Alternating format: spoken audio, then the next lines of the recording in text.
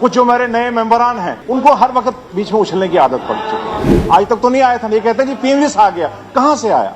ये हमारी सरकार की मेहनत थी, हमारी सरकार की जो एफर्ट थे, जिसपे उन्होंने जमीनी सतह पर डीपीआर बनाई। जब छत किसी गरीब की उड़ती है, वो जम्मू वाले की भी बराबर है, कश्मीर वाले की भी बराबर है और रामन वाले की बराबर है। हजार ख्वाहिशें ऐसी कि हर ख्वाहिश पे दम निकले, बहुत निकले मेरे अरमा मगर फिर भी कम निकले।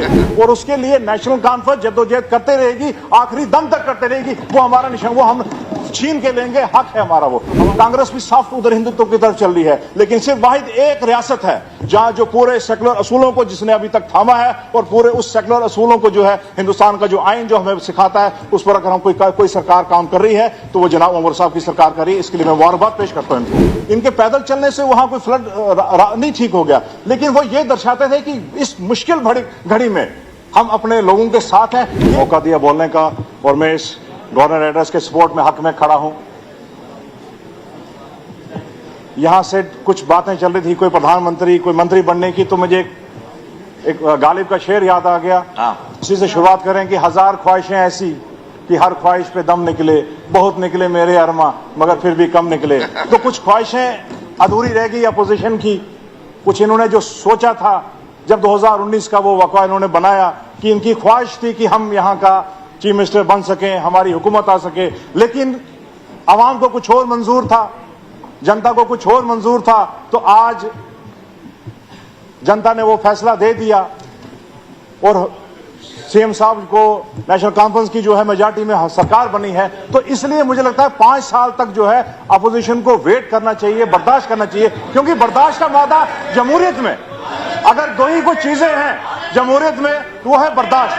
तो बर्दाश्त अगर कुछ नहीं हुआ, देखिए एक थोड़ा सा निजाम थोड़ा बेहतर करने की मुझे लगता है जरूरत पड़ गई है। कोई बात ऐसी चीजें आ गई हैं कि जो कुछ जो मेरे नए मेंबरान हैं उनको हर वक्त बीच में उछलने की आदत पड़ चुकी है। तो इसलिए थोड़ा सा सब्र, तहजीब और तहम्मुल का मुजाहरा दीजिए। बात सिर्फ बोलिए क्योंकि पेशे से वकील हैं तो सब्र हमारे में बड़ा है। तो बात जनाब इतनी सी कि जब गवर्नर एड्रेस की बात आई पिछले 1 साल में जो लोगों की ख्वाहिशात थी, मैं स्पीकर टाइम्स में आप बोलिए, आराम से बोलिए।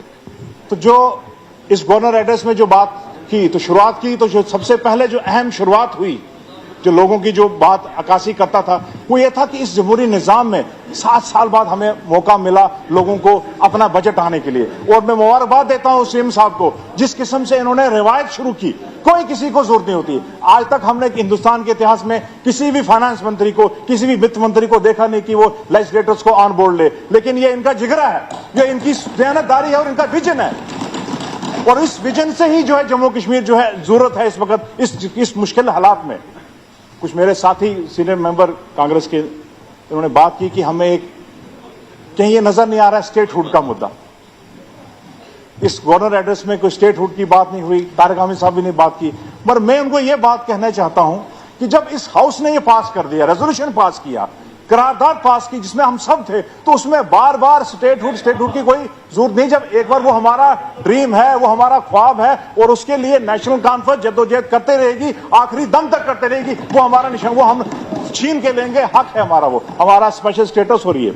मैं गवर्नर एड्रेस पर ही जनाब स्पेसिफिक रहूंगा।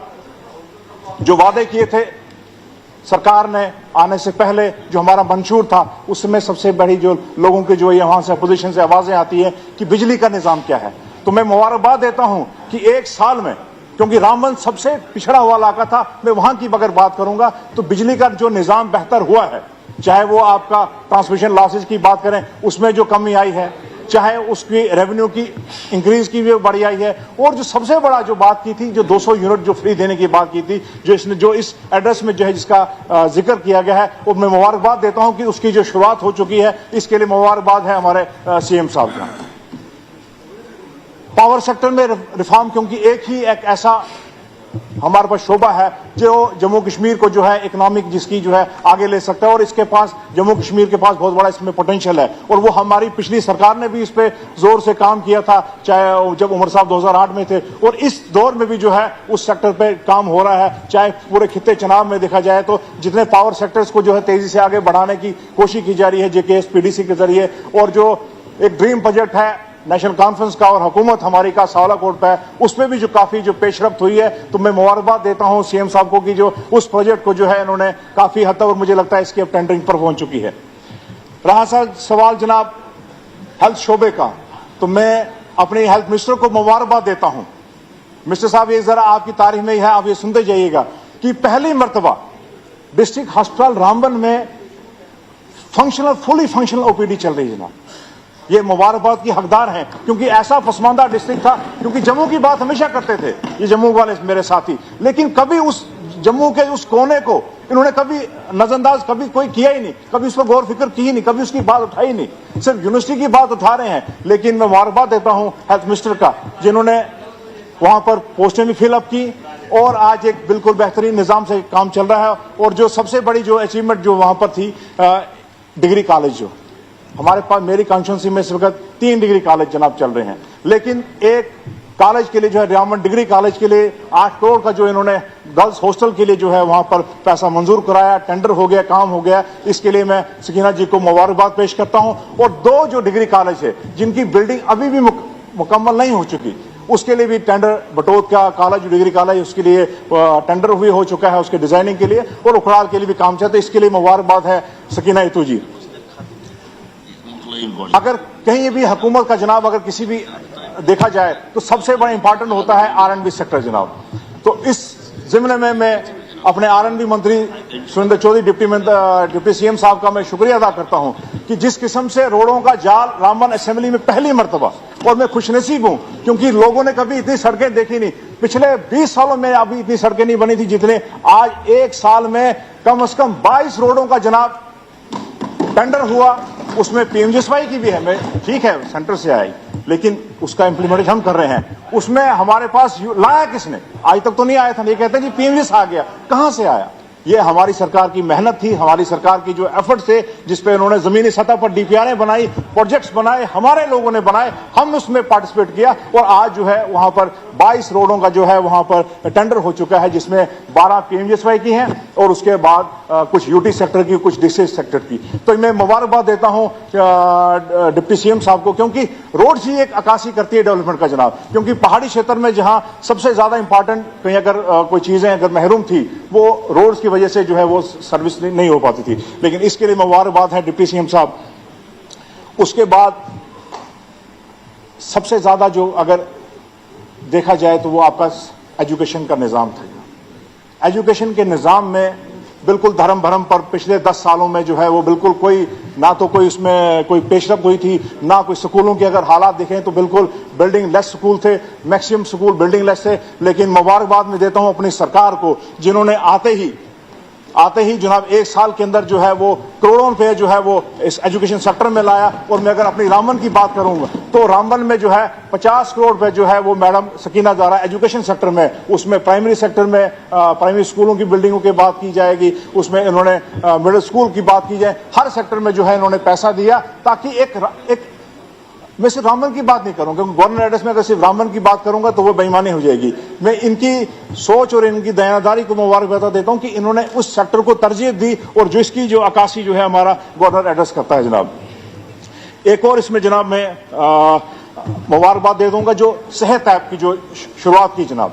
सेहत ऐप से क्या हुआ कि जनाब दूर दराज इलाकों में, मैं उसके लिए मुबारकबाद देता हूं सीएम साहब का, क्योंकि विजनरी और क्योंकि IT और AI का जमाना है, तो उस सेहत लाइव ऐप को जो लॉन्च करते हुए एक हमारे पास डाटा कलेक्शन, चाहे आप टेलीमेडिसिन से देखिए, चाहे वो ऑनलाइन जो है कंसल्टेंसी है, उसका जो है दूर दूर तक लोग फायदा उठा रहे हैं, और इसके लिए भी सरकार को हम मुबारकबाद पेश करते हैं जनाब। और सबसे, क्योंकि नौजवान हम भी हैं, सीएम साहब भी नौजवानों के लिए बात करते हैं कि किस तरीके से उनको रोजगार दिया जाए, किस तरीके से उनका जो है उनको एक सही डायरेक्शन में लिया जाए। तो जो स्कीम, जो युवा स्कीम जो सीएम साहब द्वारा जो चलाई गई है, उसका जो मैं मुबारकबाद देता हूं कि ये स्कीम इस फाइनेंशियल क्राइसिस के बावजूद, जहां पर आपका पहलगाम हो गया, जहां पर आपका फ्लड्स आए, वहां पर यह स्कीम चालू करके और इसका ग्रास रूट लेवल तक जो है आज नौजवान इसका फायदा उठा रहे हैं। तो मैं मुबारकबाद देता हूं चीफ मिनिस्टर साहब को कि इस स्कीम जो है इन्होंने लॉन्च की, और इसका इंप्लीमेंटेशन जो है हर डिस्ट्रिक्ट में जो है वो बेहतरीन तरीके से हो रहा है।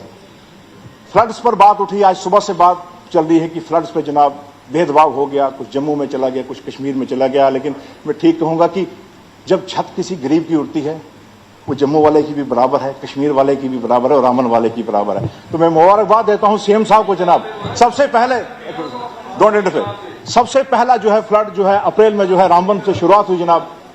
लेकिन उस वक्त मुझे ऐसा लगता था कि यार कोई हमारा क्या होगा, जब वो उस वक्त वो ऐसी रात थी। लेकिन मुबारकबाद देता हूं जनाब, 3 मरतबा चीफ मिनिस्टर साहब और बनिहाल से पैदल रामबन तक, ये ऐसी ये इससे इनके पैदल चलने से वहां कोई फ्लड नहीं ठीक हो गया। लेकिन वो ये दर्शाते थे कि इस मुश्किल घड़ी में हम अपने लोगों के साथ हैं। ये विजन होता है। ये इस तरीके से नहीं कि भेदभाव करना, जनाब आपने उधमपुर में नहीं गए और ये नहीं जनाब आप कश्मीर में चले गए। ये एक विजन दिखाता है एक विजनरी लीडर का, जिसके लिए सब पूरा खिता बराबर है। हमने डिविसिव पॉलिटिक्स कभी नहीं सीखी। हमारा जो विजन था, जो शेख साहब की जो हमारी जो आइडियोलॉजी है, हम उस पर काम कर रहे हैं। जहां पर हिंदू मुस्लिम सिख इत्तेहाद की बात होती थी, हमने कभी जम्मू और कश्मीर में भेदभाव करने की कोशिश नहीं की। और उसी की जो है वो तर्जुमानी, उसी की अक्कासी जो है हमारा चीफ मिनिस्टर साहब कर रहे हैं। और मैं मुबारकबाद देता हूं कि इस सोच को, इस सेकुलरिज्म की सोच को, जहां आज मुझे लगता है इवन कांग्रेस भी सॉफ्ट उधर हिंदुत्व की तरफ चल रही है, लेकिन सिर्फ वाहिद एक रियासत है जहां जो पूरे सेकुलर असूलों को जिसने अभी तक थामा है, और पूरे उस सेकुलर असूलों को जो है हिंदुस्तान का जो आइन जो हमें सिखाता है, उस पर अगर हम कोई सरकार काम कर रही है तो वो जनाब उमर साहब की सरकार कर रही है। इसके लिए मैं मुबारकबाद पेश करता हूं इनको। गवर्नर एड्रेस है, एक विजन पेश करता है सर, एक सरकार का किस तरीके से सरकार आने वाले दौर में जो है काम करेगी। 1 साल हुआ है इस सरकार को आए हुए, लेकिन चलिए 6 महीने हो जाएंगे, कोई बात नहीं। इस 1 साल और 6 महीने में जिस तरीके से जो है ये सरकार चली है, इस लिमिटेड रिसोर्सेज के बावजूद, इस लिमिटेड दायरे में, जहां पर एडमिनिस्ट्रेटिव लोग जो है वो दिल्ली का कुछ नजरिया हमारे साथ ठीक नहीं रहा, या कुछ उनकी आपने ठीक कहा कहीं 1-1.5 साल लगा दिया अगर बिजनेस रूल्स में देने में, तो इनकी मंशा कितनी सही होगी। ये हुकूमत को चलने देने की इनकी मंशा नहीं है, लेकिन उसके बावजूद भी हुकूमत जो है बेहतर तरीके से चल रही है, बेहतर तरीके से अपना जो काम कर रही है और अपने मंशूर पर खरी उतर रही है, धीरे धीरे रफ्ता रफ्ता। पर अगर स्टेट बाय स्टेट जो है हम हर एक जो है अपने मंशूर जो हमने इलेक्शन से पहले लोगों के सामने रखा था, उस पर हम काम कर रहे हैं। मैं इन्हीं अल्फाजों के साथ मुबारकबाद पेश करता हूं और शुक्रिया। जय हिंद, जय जम्मू कश्मीर।